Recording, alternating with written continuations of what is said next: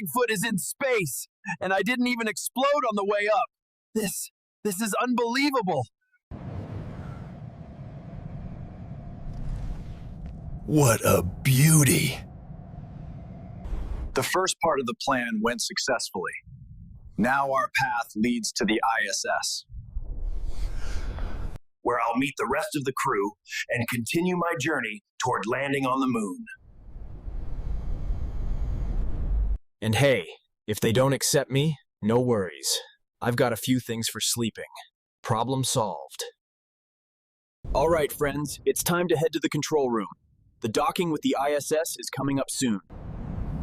The Earth, shining so bright and blue. It's the most beautiful thing these hairy eyes have ever seen.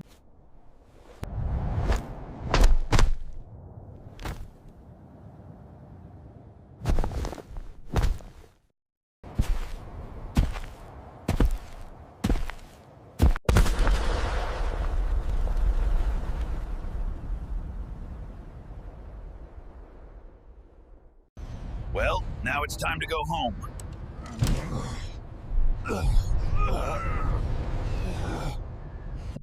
I believe I can fly.